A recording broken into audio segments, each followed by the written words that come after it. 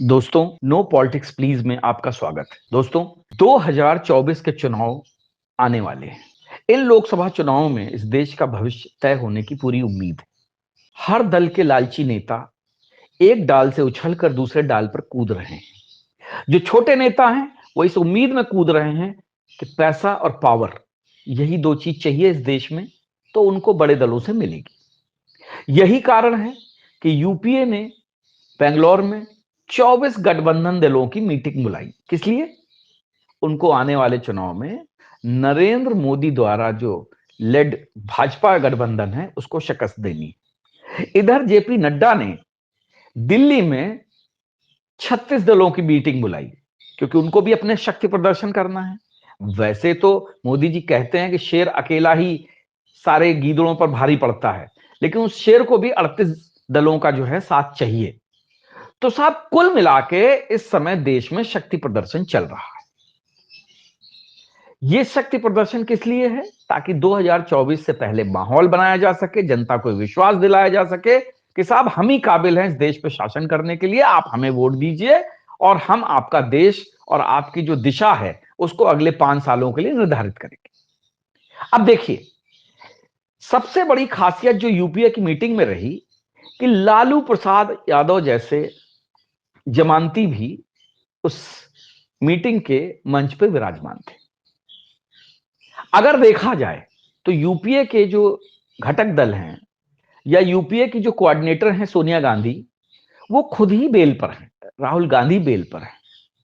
लेकिन चूंकि इस देश में कानून इतना अच्छा है कि बेल पर बेल मिलती है, नेता घोटाले पे घोटाले करते हैं, उनको कोई जेल डालने वाला है नहीं, तो इसीलिए सोनिया, राहुल, लालू जैसे नेता जो है बाहर हैं और बेल पे नेतागिरी कर रहे हैं।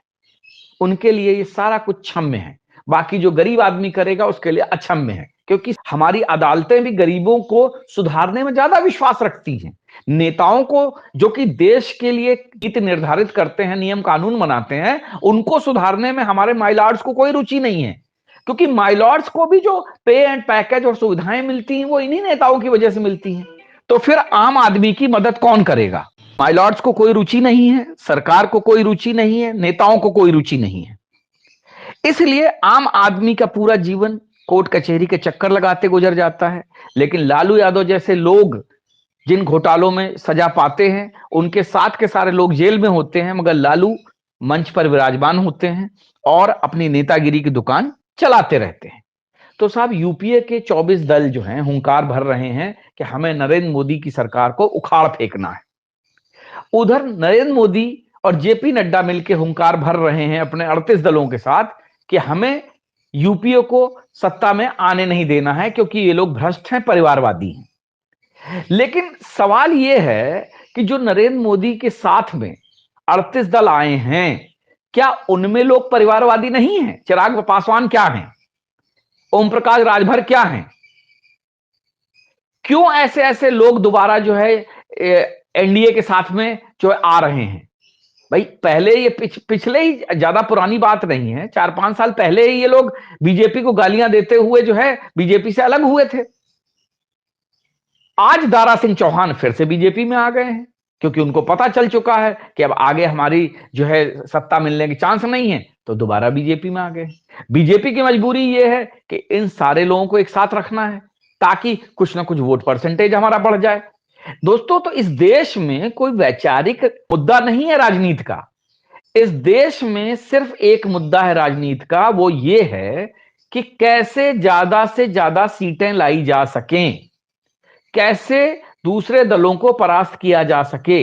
यहां किसी दल की कोई आइडियोलॉजी नहीं है, यहां किसी दल का कोई वैचारिक संबल नहीं है, यहां पे किसी दल की कोई वैचारिक मान्यता नहीं है।